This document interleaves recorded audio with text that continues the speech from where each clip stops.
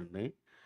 అలాగే చెప్పాలంటే అండి ప్రతి దానికి 26 is going to be huge year and it will be something else for Mythri అండి. ఎందుకంటే ఇప్పుడు చెప్తున్నానండి నేను ఇప్పుడు చెప్పిన 4 పెద్ద సినిమాల్లో 'జై హనుమాన్' గానీ, 'రామ్ చరణ్' గారి 'బుచ్చిబాబుది' గానీ నిన్నే ఆ టీజర్ ఏదో చూసామండి.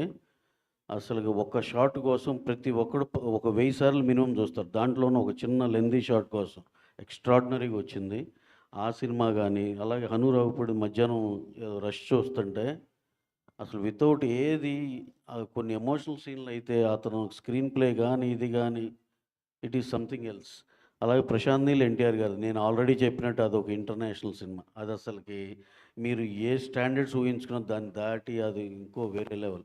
ఈ దాంట్లో అండి 'జై హనుమాన్' అతను ఇప్పుడు ఆ అసెట్ బిల్డింగ్ ఆల్రెడీ మేము బిగిన్ చేస్తున్నాం. ఎందుకంటే మా రిషబ్ శెట్టి గారు జాయిన్ అయ్యేది నవంబర్‌లో అవుతారు. ఈ లోపల ఆ అసెట్ బిల్డింగ్ అంతా చేసేస్తే అప్పుడు మాకు సీజీకి తక్కువ టైం పడుతుందని. ఈ నాలుగిట్లో సార్ నేను చెప్తున్నా 4 బ్లాక్ బస్టర్ మించి అరే ఇది ఓకేరా ఇది హిట్టేరా అనే మాట వస్తే గనక ఇక తర్వాత నుంచి మీరు ప్రెస్ మీట్‌లో "అబ్బాయి నువ్వు చెప్పేది తెలుసులే" గాని మీరు ఏమన్నా సరే నేను పడతానండి. ఈ 4 సినిమాలు 4గిటికి 4 బ్లాక్ బస్టర్‌లు ఎట్టి అది రిజిస్టర్ అయిపోయింది అనుకుంటున్నాను. అంత బ్రహ్మాండమైన కథ అంత బాగా వస్తున్నాయండి. అలాగే విజయ్ దేవరకొండ గారును, Rahul Sankrityan he worked almost like 2½ years on the detailing of the subject అండి డైరెక్టర్. ఎక్స్ట్రార్డినరీగా వచ్చింది అది కూడా. ఇంకా మాకు 6th ఫిలిం నెక్స్ట్ ఇయర్ రిలీజ్‌లో ఉండేది కళ్యాణ్ గారిది. దానికి ఏ పాన్ ఇండియా బజ్ కూడా సరిపోదు కదా! ఆయన సినిమా వస్తుందంటే. హరీష్ శంకర్ గారు స్క్రిప్ట్ లాక్ చేసి పెట్టాడు. ఎక్స్ట్రార్డినరీగా ఉంది. ఎప్పుడు మాకు వెయిటింగ్ అనమాట. కళ్యాణ్ గారు ఎప్పుడు పిలుస్తారనేది. ఎట్టి పరిస్థితుల్లో ఈ ఇయర్‌తో అయిపోయి నేను నెక్స్ట్ ఇయర్ బ్రహ్మాండంగా రిలీజ్ చేస్తామని. సో 2026 మైత్రికి అదొక చాలా చాలా ప్రెస్టీజియస్ ఇయర్ అండి. దాంతో we think will achieve something else అండి. సార్ రవి గారు రేపు శరణ్ గారి బర్త్డే కదా, టైటిల్ రివీల్ చేస్తున్నాను రేపు. చేస్తామండి. Thank you. అంటే ఫ్యాన్స్ అంతా కూడా ఎక్కువ సార్ రవి గారు రిలీజ్ డేట్ కూడా ఒక చెప్తారా సార్? టీజర్ కానీ ట్రైలర్ కానీ ఇప్పుడు చెప్పారు కదా, అది ఎక్స్పెక్ట్ చేస్తున్నారు ఫ్యాన్స్ మొత్తం కూడా, రామ్ చరణ్ ఫ్యాన్స్ మరి బర్త్డే సందర్భంగా. అదే సార్ ఏదో సౌండ్ దగ్గర ఏదో కొంచెం డిలే ఉండొచ్చు. ఏదైనా ఉంటే కనుక కంపల్సరీ ఆయన బర్త్డేకి అయితే పెద్ద ట్రీటే ఉంటుందండి. అది you will be knowing in a short time అండి. సార్ రిలీజ్ డేట్ కూడా అనౌన్స్ చేస్తారా ఆ గ్లిమ్స్లో? అన్నీ ఉంటాయండి దాంట్లో. రవి గారు 2 సినిమాలు మర్చిపోయారు. హిందీ ఒకటిని, తమిళ్ ఒకటి ఉంది కదా ఈయన సంవత్సరం. అది ఉన్నాయండి. తమిళ్లో ప్రదీప్ రంగనాథన్తో ఈ ఇయరేనండి అది. అది ఈ ఇయరే release. First good and bad Ajit.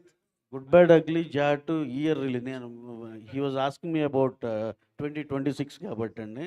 April 10న ఇప్పుడు దాకా తమిళ్లో గుడ్ బ్యాడ్ అగ్లీ గురించి హైయెస్ట్ హైప్ వచ్చిన జనాల నుంచి వచ్చిన సినిమా ఏదైనా ఉందంటే గుడ్ బ్యాడ్ అగ్లీ అండి.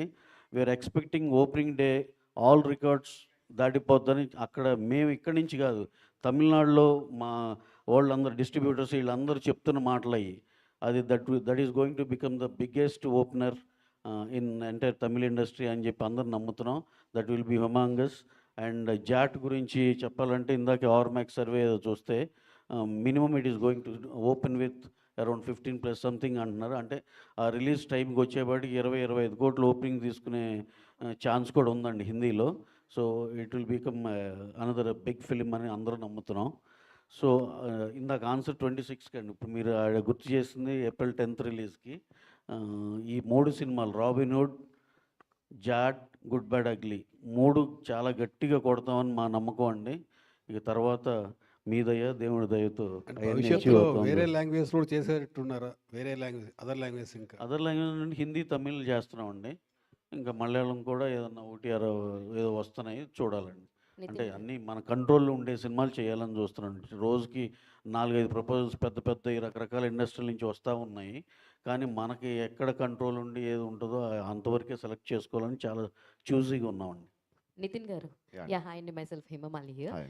సో యాక్చువల్గా భీష్మ సినిమా అప్పుడు లైక్ మన రష్మిక గారితో కొన్ని స్టెప్స్ డిఫికల్ట్గా ఉన్నాయి, ఈ అవును. స్టెప్ నేను చేయలేను, ఆవిడకి ఇచ్చేయండి అని అన్నారు. అవును. One of the greatest dancer అని చెప్పొచ్చు శ్రీలీల గారు. మరి ఈ సినిమాలో ఆవిడ అంటే డాన్స్ నెంబర్స్ ఎలా ఉన్నాయి, ఇందులో కూడా అలా స్టెప్స్ ఆమె చేత చేయించండి అలాంటి ఏమన్నా సిచ్యువేషన్స్ ఉన్నాయి? యాక్చువల్లీ ఈ మూవీలో డాన్స్ అంత ఉండదండి, ఎందుకంటే హిట్ అంటే ఒట్టి మన సర్ప్రైజ్ సాంగ్లో లాస్ట్లో ఒక ఉంటుంది, స్మాల్ బిట్ ఉంటుంది, 1 మినిట్. ఆ 1 మినిట్ ఉంటుంది డాన్స్. సో అంత లేదు సినిమా dance. So what you will say about your costar Sreeleela గురించి? ఆమెతో దిస్ మై సెకండ్ ఫిల్మ్ అండి. So she very comfortable, very sweet. So shooting అంతా బాగా జరిగింది. So can't wait to work with her again in my next films. All the best అండి. And Venky గారు,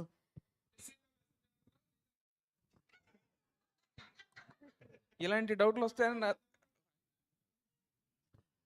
నేనే best అండి, ఎందుకంటే నేను 40 years, ఆమె 20 years అంటే ఓపెనర్స్. సో ఈ ఏజ్ ఇంత చేస్తున్నానంటే మరి ఆ ఏజ్లో ఎలా చేస్తుంటాను ఊహించుకోండి.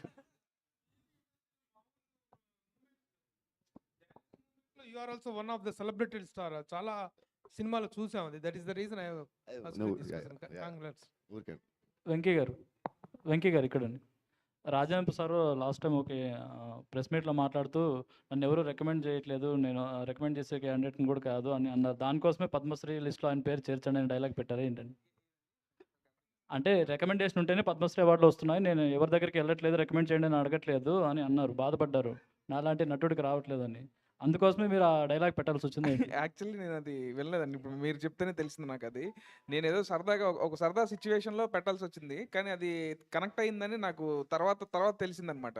సో ఆయనకి అసలు పద్మశ్రీ రాలేదు, ఈయన ఇలా బాధపడ్డారు అనేది ఇప్పుడు మీరు చెప్తేనే తెలిసింది. వెంకీ గారు, సో యాక్చువల్గా ఇప్పుడున్న సినిమాల్లో కొన్ని సినిమాలు చాలా వరకు క్రిస్పీ డ్యూరేషన్ చూడడానికి ఆడియన్స్ ఇష్టపడుతున్నారు.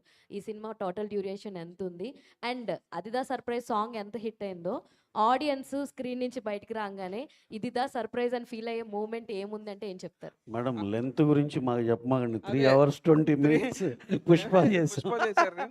సో ఇది లెంత్ 236 అండి. డెఫినెట్గా విత్ ఆల్ కార్డ్స్ డెఫినెట్గా మీకు ఎక్కడ బోర్ అనిపించదు. అండ్ ఫస్ట్ నుంచి లాస్ట్ వరకు ఎక్కడ సినిమా ఆగిందో లేకపోతే స్లో అనే ఫీలింగ్ అసలు రాదండి. డెఫినెట్గా ఎంజాయ్ చేస్తారు. ఇంకా అదిదా సర్ప్రైజ్ థింగ్ ఏదో అడిగారు కదా, ఆ థింగ్ మీరు సినిమాలో చూడండి, డెఫినెట్గా మీకు అంటే ఆడియన్స్ బయటికి రావడానికి ఇది ఒక వావ్ ఫ్యాక్టర్ అని మీరు అనుకునేది ఏంటి అని అంటే సినిమా స్క్రీన్ ప్లే అండి.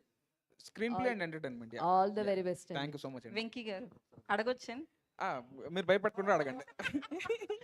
అంటే లాస్ట్ టైము ఎక్స్ట్రాడినరీ ప్రెస్ మీట్లో నితిన్ గారు ఏమన్నారంటే శ్రీలీల గారు డేట్స్ దొరకట్లేదు ప్రమోషన్స్ కనే ఏదో చిన్న మాట చెప్పారు. మరి ఎందుకు పెట్టుకున్నారని నేను అడిగా నెక్స్ట్ సినిమాకి. అంటే వెంకీ కుడుముల గారు రికమెండ్ చేశారు, అసలు ఒప్పుకోలేదు ఆమె వద్దు అంటే అని చెప్పి అన్నారు. ఎందుకు అంత ఫోర్స్ చేశారు మీరు శ్రీలీల గారిని పెట్టుకోవడానికి?